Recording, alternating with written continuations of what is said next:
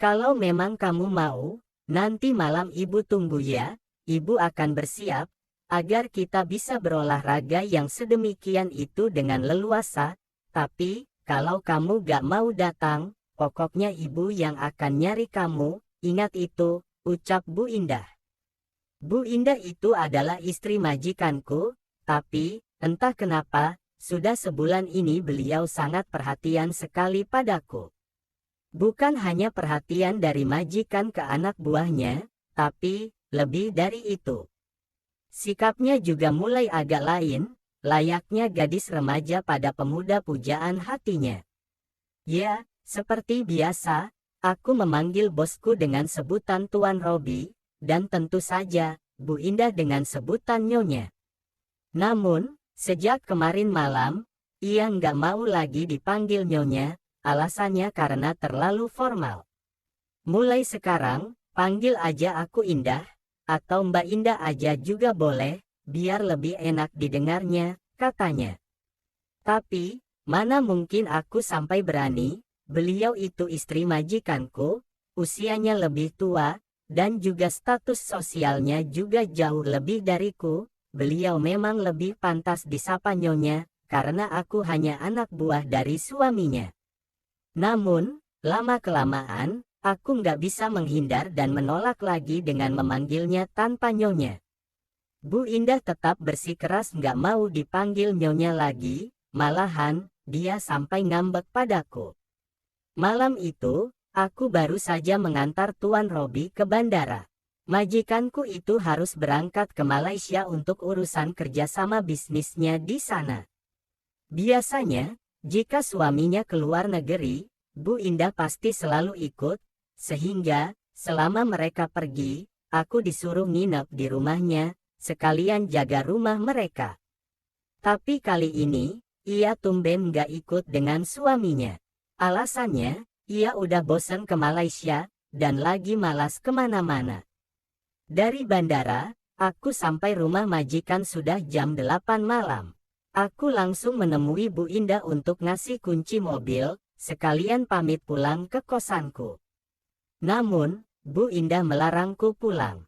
Makan malamnya udah disiapin sama Mbak Darsi tuh, kamu nginep di sini saja, ucap Bu Indah. Tapi, Tuan, nggak nyuruh saya nginep dan jagain rumah, kan masih ada Nyonya juga di rumah ini, jawabku. Jujur, aku jadi serba salah saat itu, Tuan Robi nggak ngasih tugas aku jagain rumahnya, sementara istrinya malah menyuruhku nginep di rumah mewahnya itu.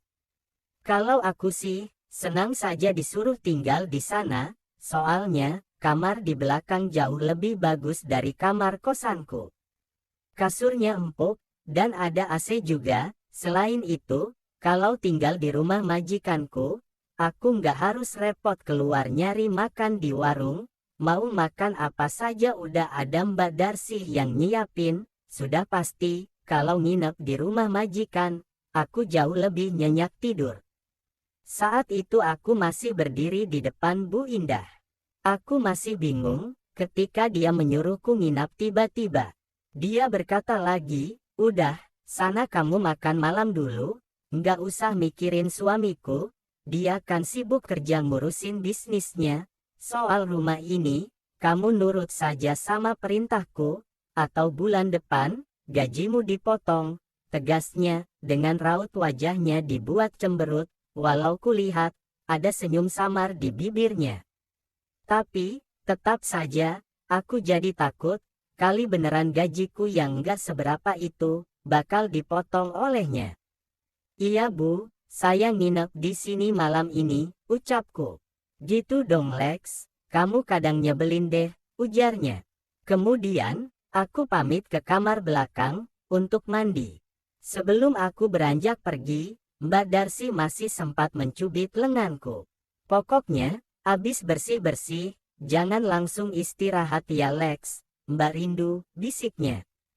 Bisikannya memang selalu berhasil membuat gejolakan itu bergemuruh. Sehabis bersih-bersih, aku langsung beranjak ke atas spring bed yang empuk itu. Sudah lama banget aku nggak ngerasain istirahat di tempat yang nyaman itu. Saat itu, Hanya ada handuk, karena aku tidak membawa pengganti. Karena juga, agar besok aku bisa pakai lagi kemeja dan jeansku itu.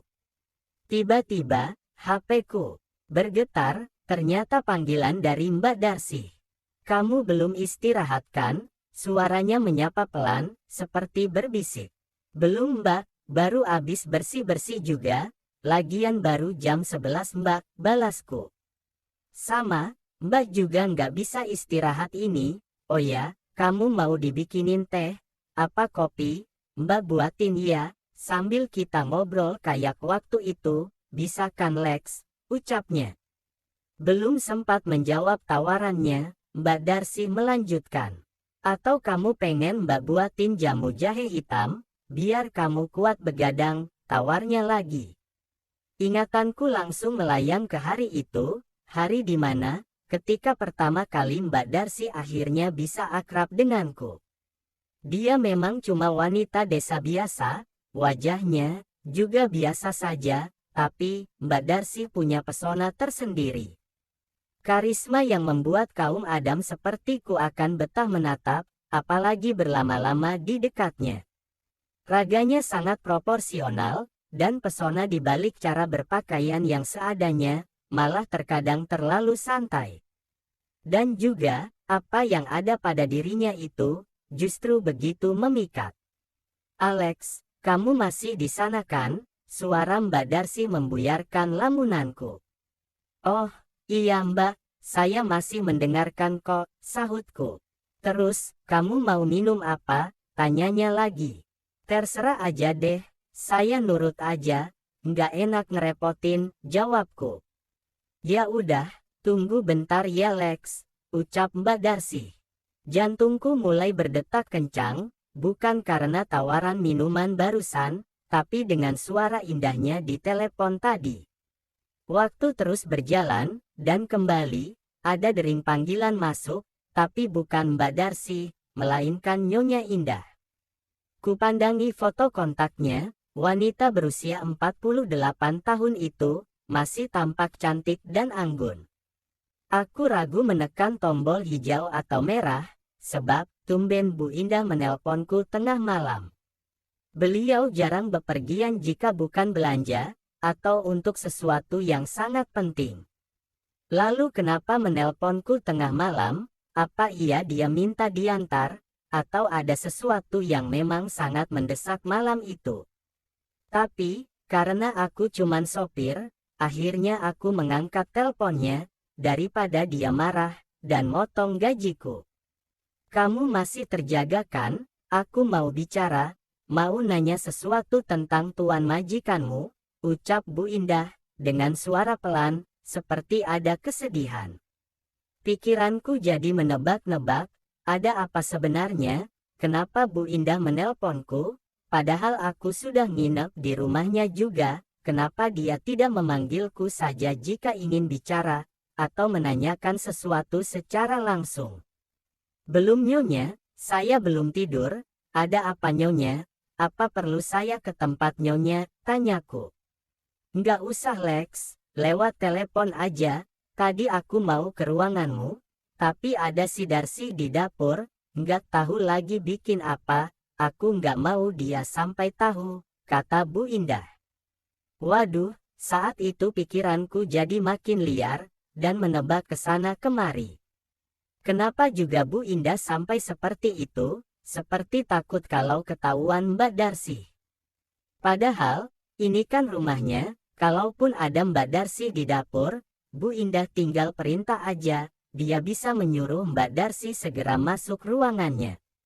Tapi, maaf, kalau saya mendengar hanya lewat telepon, apa nggak sopan, balasku. Udahlah Lex, malam ini aku susah ngantuk, aku mau nanya sesuatu ke kamu tentang suamiku, tapi jawab jujur ya Lex, katanya. Ternyata, istri majikanku, cuman ingin curhat, dan menanyakan tentang isu yang berkembang di luar tentang Pak Robi suaminya. Jadi aku santai saja, dengan handuk sambil dengerin keluh kesah di telepon. Tapi, baru saja mulai fokus ngobrol sama Bu Indah, pintu ruanganku terbuka pelan. Aku sempat tercekat, mataku lebar menatap. Di ambang pintu, Mbak Darcy berdiri. Dengan daster pendek, dan rambut yang digulung santai pakai karet gelang. Ia tersenyum penuh makna ke arahku. Ada 2 cangkir minuman, dan sepiring cemilan yang dia bawakan. Aku mau menyapanya, tapi mulutku terkunci. Takutnya, Bu Indah yang sedang menelponku, bisa mendengar, dan jadi tahu kalau Mbak Darcy sudah berada di ruanganku. Mbak Darcy pun sempat membeku, dia pasti mendengar suara Bu Indah, karena HP memang aku besarkan suaranya. Mungkin benar, Mbak Darcy juga penuh tanya, kenapa majikanku nelpon, di tengah malam pula. Namun, hanya sebentar, hanya sesaat saja wajahnya terlihat kaget, lalu dari malah tersenyum, sambil meletakkan telunjuknya ke bibir, pertanda diam. Aku masih mendengar curhat Bu Indah di telepon. Tapi mataku makin melebar, menatap kehadiran Mbak Darcy. Dia melangkah pelan, mengendap mendekati. Jarak yang begitu dekat, dia berdiri tepat di samping tempat pembaringan. Matanya sedikit menyipit, sorotnya seperti bertanya, dan sedikit curiga. Seperti ada sedikit cemburu juga yang terlihat dari raut wajahnya. Jujur, aku tak pernah merasakan begitu gugup seperti malam itu. Aku sedang ngobrol sama istri majikanku di telepon, sementara Mbak Darcy sangat dekat di sampingku. Mau aku tegur, tapi aku takut, suaraku terdengar oleh Bu Indah. Sementara, kalau nggak ditegur, ia semakin berani padaku. Gejolakanku seketika bergemuruh tak menentu, ketika Mbak Darcy sedikit menunduk, membisikkan sesuatu padaku. Kamu diam saja, lanjutin ngobrol sama Nyonya, bisiknya. Mbak Darcy, bukan hanya penuh pesona, dia juga wanita yang sangat beruntung, bukan karena takdir, tapi karena momen langka yang jarang bisa didapatkannya. Aku mendengar curhat dari Bu Indah tentang suaminya di telepon. Sementara jiwaku mulai bersenandung, memahami semua kisah Mbak Darcy. Bu Indah menanyakan tentang kesetiaan Tuan Robi majikanku. Bu Indah malah bercerita tentang rasa rindu pada suaminya. Yang satu ada di dalam pikiranku, sementara satunya benar-benar nyata, mengaduk raga dan batinku. Suara Bu Indah terdengar sendu, ada sedih, ada kecewa, ketika dia menceritakan semuanya tentang suaminya yang sudah lama tak memberikan kewajiban batinnya. Bu Indah mendampingi suaminya dari belum memiliki apa-apa, sampai kini, yang punya segalanya. Selama ini, mereka tampak harmonis, seiring kemajuan usaha Tuan Robi. Keluarga ini juga jadi dikenal sangat dermawan.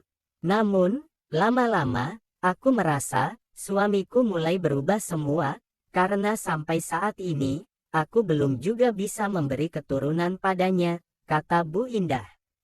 Suaranya lirih, aku mendengarkan semuanya tanpa menyela pembicaraan istri majikanku.